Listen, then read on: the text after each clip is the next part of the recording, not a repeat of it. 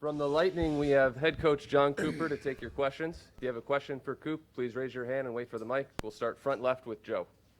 It wasn't like how many months ago when this was being done by Zoom. It's great to have everybody back in this tiny little room. All right, go ahead. Yeah. No point the skate this morning. Will point play tonight? Or Game time. Game time. And Vasilevsky's fine. He just has morning off. Yeah. Okay. You guys have had like some really slow starts the first two games. I know they're a fast starting team. Like, what are some keys in trying to get that momentum going on early in the game for you guys?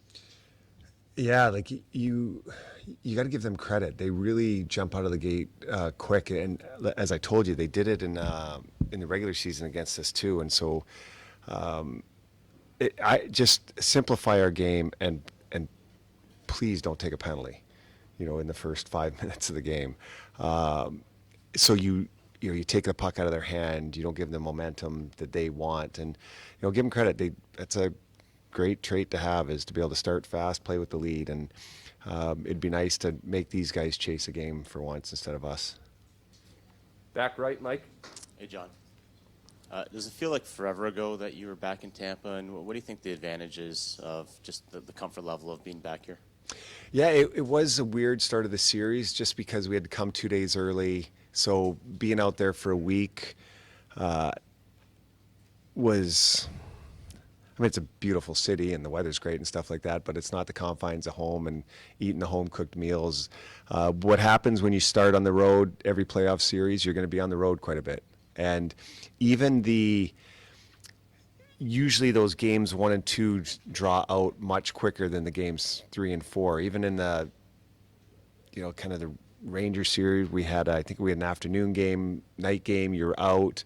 There was even going to be a gap, I think, between games. We didn't go to game 7, but there was going to be a couple day gap in between game 7. So we've kind of been on the wrong side of those. But it's always good to be home. The one thing I tell our guys is just because we're walking into Amalie Arena, that does not guarantee we're going to win a hockey game. You still have to play the game as if nobody was in the crowd.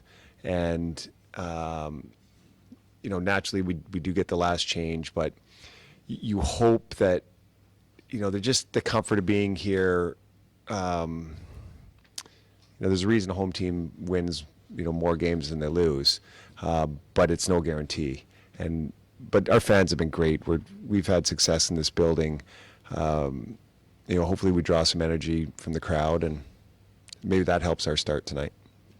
On the left side, second row, Ryan. John, you guys have been in some tricky situations over the last few years. What are the ways that your group kind of regulates itself, when the stress has gone up or you've suffered a tough one? Like, how does your group do and handle that? Well, we've got a pretty good leadership core and a group that's been together for quite some time. I think when you go through situations and you've been through these spots before, which we have as a group, I think there's only a few teams in the league that probably could count their core and even their coach, and that's been together in so many different scenarios, whether it's regular season, playoffs, and many have been up, but some have been down. And I think those are the ones you really draw from, are the ones where, okay, this didn't work, why didn't it work? And then when it did work, why did that work? And this is just another one of those scenarios. And